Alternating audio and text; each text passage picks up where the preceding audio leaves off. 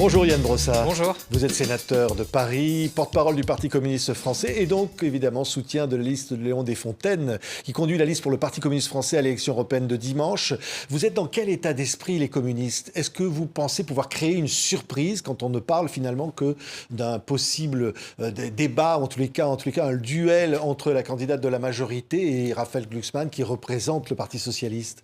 Nous sommes conquérants et rassembleurs, parce que la liste que conduit Léon Desfontaines n'est pas simplement une liste du Parti communiste. Il y a aussi d'autres formations politiques qui nous soutiennent, notamment Emmanuel Morel, qui est député européen sortant, qui est plutôt de la mouvance socialiste, qui est à nos côtés. Nous sommes conquérants parce que je pense qu'on a besoin que les intérêts du monde du travail soient défendus au Parlement européen. Et personne ne peut le faire mieux que nous, parce que dans notre histoire, c'est toujours nous qui avons défendu le monde du travail, qui avons aussi défendu une autre conception de l'Union européenne, une Union européenne qui respecte les nations, qui respecte la souveraineté, et qui ne soit pas une grande machine à délocaliser et à mettre en concurrence les travailleurs entre eux. Oui, vous diriez, vous êtes différent de Raphaël Glucksmann, la liste socialiste, et également de Manon Aubry pour les Insoumis. Qu'est-ce qui, au fond, fait votre originalité au sein de la gauche, hein?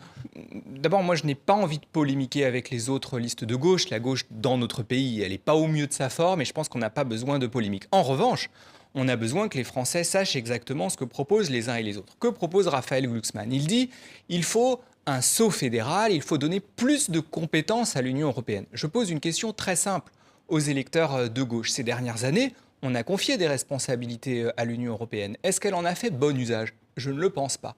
Prenez un exemple concret, l'énergie.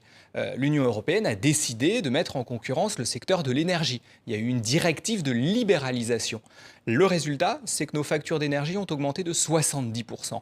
La mise en concurrence voulue par l'Union européenne, c'est plus 70% pour les factures d'énergie. C'est mauvais pour le pouvoir d'achat. Et donc, nous disons l'exact inverse. On a besoin aujourd'hui de reprendre la main sur un certain nombre de décisions. C'est ce que nous proposons avec Léon Desfontaines. Nous défendons la souveraineté du peuple, la souveraineté de la France, parce que nous ne voulons pas confier plus de responsabilités à une Union européenne libérale. Oui, et vous avez alors à gauche encore la France insoumise.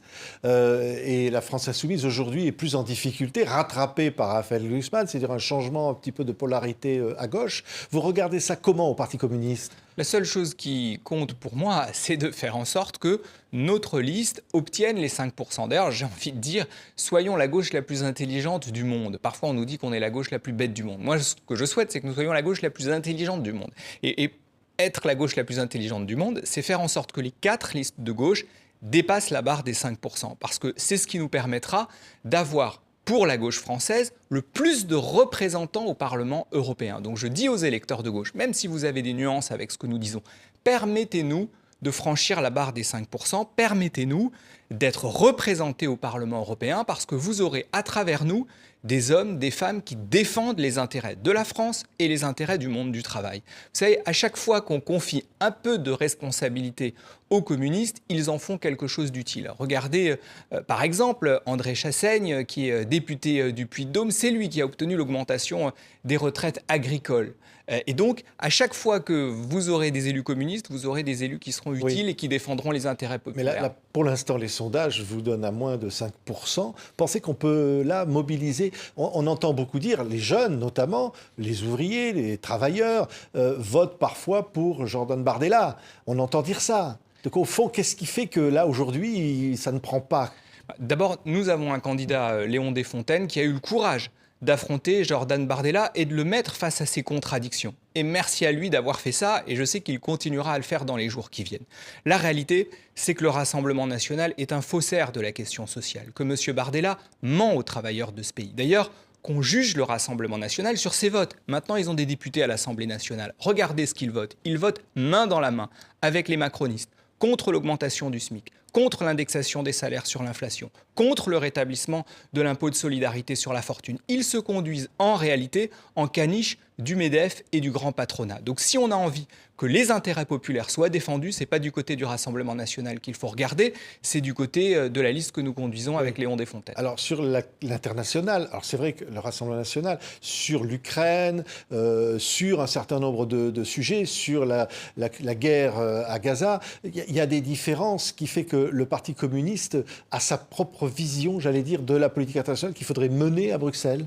Oui, nous sommes de toujours des défenseurs de la paix et de la justice. Sur la question de la Palestine, nous avons toujours été partisans d'une solution à deux États. Un État d'Israël, évidemment, qui doit pouvoir vivre en sécurité, et un État palestinien, parce qu'on ne peut pas continuer à avoir un peuple privé d'État et privé de toute forme de souveraineté, comme c'est le cas aujourd'hui. C'est un combat que nous portons et que nous porterons évidemment demain au Parlement européen. Oui, et sur l'Ukraine, soutien à l'Ukraine, intervention, vous poussez pour, comme Emmanuel Macron, dire éventualité de troupes au sol, ou en tous les cas de fourniture d'armes qui pourraient frapper du côté russe. Il y a besoin évidemment de permettre aux Ukrainiens de survivre. Et donc il serait aberrant de les laisser seuls face à l'offensive russe. Il reste que l'essentiel des efforts que nous devons déployer sont des efforts qui doivent tendre vers la paix et donc vers une solution de paix qui respecte évidemment les accords internationaux.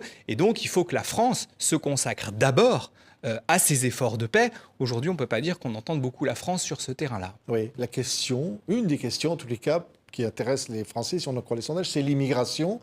Là, le Parti communiste français, évidemment, se met en opposition avec ce qui est proposé, évidemment, par le Rassemblement national, mais peut-être aussi, peut-être par Raphaël Glucksmann ou d'autres. Je dirais qu'il y a deux choses, deux réponses. La première, c'est évidemment parer à l'urgence et être capable d'accueillir dignement ceux qui cherchent un refuge chez nous. C'est la tradition de la France et cette tradition, il faut la respecter. Dans le même temps, il faut agir sur les causes de l'immigration, sur ce qui fait que tant d'hommes et de femmes fuient aujourd'hui leur pays. C'est la question du co-développement, c'est la question de la lutte contre le réchauffement climatique, parce que dans les années qui viennent, on aura une augmentation très sensible du nombre de réfugiés climatiques. Et donc, il faut marcher sur ces deux jambes-là, la dignité, l'accueil, et agir sur les causes de l'immigration, parce que sinon, il y aura inévitablement des vagues d'immigration qui vont se multiplier. Oui, on annonce parfois des vagues populistes, au-delà même de la France, en Europe, sur le Parlement qui va suivre ces élections européennes. Ça vous inquiète vraiment? Vous dites qu'il y a quelque chose presque du domaine de la menace sur ce qui est en train de se passer. Bien sûr que cela m'inquiète. C'est le cas partout en Europe, c'est le cas partout en France. On a vu il y a encore quelques semaines à Paris une manifestation néo-nazie particulièrement violente.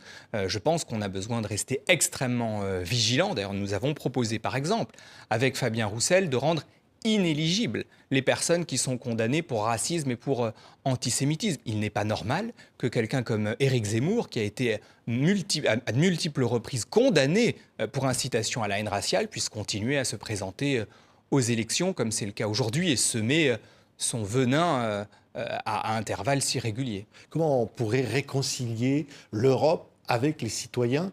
C'est vrai que Fabien Roussel, dans la campagne présidentielle, voulait réinventer, réenchanter une sorte de bien vivre à la française, de bonheur de vivre. Au fond, l'Europe aujourd'hui a une image qui n'est pas bonne, souvent. Mais parce que l'Europe, trop souvent, ne sert pas les intérêts du plus grand nombre. Je vous donnais l'exemple de l'énergie, c'est un exemple très éclairant. En France, on avait un secteur de l'énergie qui fonctionnait bien, on avait EDF, GDF qui disposait d'un monopole public, et on a l'Union européenne qui s'en est mêlée en disant qu'il faut tout mettre en concurrence. Je suis désolé de le dire, ça marchait mieux avant. Et donc si on a envie que l'Europe fonctionne, il faut qu'elle respecte aussi le fait que un certain nombre de pays, dont la France, puissent mener une autre politique économique que les politiques économiques libérales. Nous sommes des Français attachés au service public, attachés à la solidarité, attachés à notre mode de vie. Et si l'Union européenne veut survivre, il faut qu'elle respecte ça. Oui, au fond, une Europe qui peut-être créerait une sorte d'impôt européen, en tous les cas ferait payer davantage ceux qui peuvent contribuer d'une autre manière. Moi, je ne suis pas favorable à des impôts supranationaux. Je pense surtout qu'on a besoin en France de rétablir une justice fiscale, de rétablir par exemple l'impôt de solidarité sur la fortune. Quand vous voyez en ce moment que le gouvernement s'apprête à réduire l'indemnisation des chômeurs, quand vous voyez que la Cour des comptes recommande par exemple de priver en cas d'arrêt maladie, de priver d'indemnisation les malades qui font un arrêt de moins de 8 jours. Et que dans le même temps, vous avez de grosses fortunes qui s'accumulent, vous vous dites que vous avez besoin d'un peu de justice fiscale dans ce pays. Et ce serait conforme à la tradition de ce qu'est la France, la justice sociale, le partage. C'est aussi la France. Oui, qu'est-ce qu'on peut dire aux autres pays quand on est élu ensuite au niveau européen? Il y a Orban, il y a un certain nombre de dissensions au sein de cette Europe. Il y a une menace même pour sa sécurité, peut-être une menace de guerre demain. Donc il y a des enjeux extrêmement importants dans cette élection. Et au fond, on n'a pas toujours l'impression que ça mobilise complètement les gens. Je pense que les Français sont tout à fait conscients de ces menaces-là. Moi, ce que je souhaite surtout pour l'avenir, c'est que nous soyons capables de protéger la France, que nous soyons capables de protéger notre modèle social. L'Union européenne ne peut pas continuer à être une machine de guerre contre notre modèle social. Si on a envie que les Français aiment l'Europe, il faut que l'Europe les aime un peu et que l'Europe respecte ce que nous sommes. Nous sommes une grande nation qui s'est refondée après 1945 avec le Conseil national de la résistance sur des valeurs de solidarité. L'Union européenne doit respecter ça et ne doit pas en permanence nous imposer des réformes qui reviennent sur ces acquis sociaux qui sont les acquis des Français, conquis par les Français. Oui. Vous diriez, en cas d'échec de la liste macroniste, que cette élection n'est pas seulement une élection européenne et que s'il y a cet échec, au lendemain de l'élection européenne, il faudrait que le président de la République en tire des conséquences? C'est évident. Et imaginez qu'il puisse y avoir une élection européenne qui n'ait aucune conséquence sur le plan national est une absurdité sans nom. Déjà, un président de la République qui n'a pas respecté les Français quand ils se sont mobilisés par millions contre sa réforme des retraites, si demain il reçoit une sanction très forte dans les urnes, il devra évidemment en tirer les conséquences sur sa politique économique et sociale, parce que c'est quand même ça qui est d'abord en cause. Oui, la NUPES, quelque chose qui pourrait revenir? En tout cas, on aura besoin que la gauche se donne les moyens de retrouver le chemin du pouvoir. Moi, je le dis très clairement, dès le lendemain des élections européennes, il faudra consacrer tous nos efforts à faire en sorte que la gauche retrouve une assise populaire même pour avec notre pays. La France insoumise, Parti communiste? On verra bien. En tout cas, on n'est pas là à faire le tri. Moi, ce que je souhaite, c'est que demain, la gauche retrouve le chemin du pouvoir. Sinon, ce sera le Rassemblement national et ce sera un désastre pour ce pays. Et donc, il faudra y travailler. Je ne pense pas qu'il faudra le faire sous la même forme qu'aux dernières élections législatives. Il faudra réinventer tout ça. Mais en tout cas, il va falloir qu'on se donne les moyens de gagner. Et le meilleur moyen de faire en sorte qu'on ait la force de le faire, c'est de nous permettre, à nous, de franchir la barre des 5%, parce qu'on consacrera ensuite nos efforts à rendre la gauche gagnante. Merci beaucoup, Merci à Yann vous. Brossat, donc porte-parole du Parti communiste français, soutien de la liste de Léon Desfontaines pour le Parti communiste aux élections européennes de dimanche. Merci d'avoir été Merci. notre invité.